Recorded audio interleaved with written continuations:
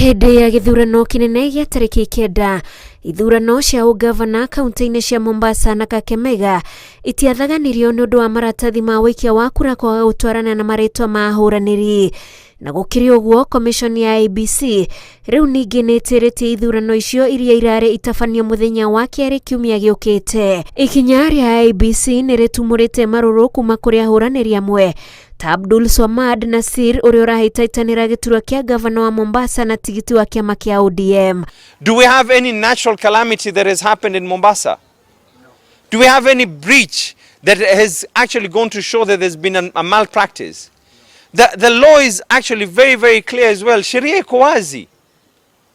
Hawezi tu kuinuka na kuamua kwa leo tunapiga kura kisha ni vipi wenzetu wanajua mapema zaidi ya kwa kura zitakuwa zinabadilishwa. Swamad aroiga gũtĩrio gwa ithurano gĩkĩro-inĩ gĩa kaunti kwaya kũgucia ũheani wa motungata o ũndũ ũmwe na ũrĩhi wa mĩcara kũrĩ aruti wĩra a kaunti.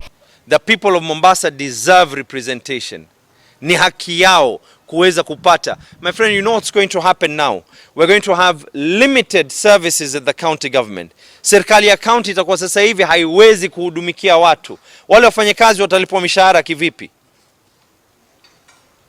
Watu watapata huduma vipi katika hospitali? Hamwe na kũngĩ gwatĩririo ithurano nĩ icigo 4 cia ũmbunge iria nĩ hamwe na Kitui ya gatagatĩ, Kacheliba gĩcigo kĩa ũmbunge kĩa West Pokot na kĩa Rongai kaunti-inĩ ya Nakuru. Mũikarĩri gĩtĩ wa commission ya ABC Wafula Chebukati oigĩte ithurano icio itĩrĩtio rĩngĩ kũrũmĩrĩra mahahũra marĩa maabitha ake makoretwo makĩamũkĩra, ũndũ ũrĩa ũraiga mĩoyo yao ũgwati-inĩ.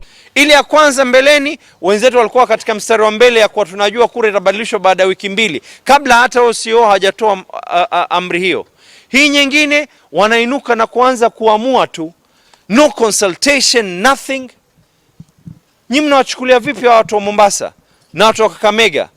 And we're going to demand, because there are only 3 instances where an election can be postponed. One, in the event that there's a serious breach of security.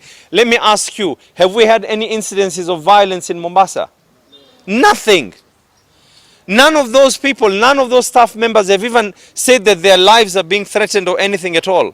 Onacio wodi igĩrĩ iria nĩ cia Nyaki West mwena wa Imenti kaunti-inĩ ya Meru na ya gĩcagi kĩa Njenga mwena wa Embakasi kaunti-inĩ ya Nairobi nĩ ciatĩririo.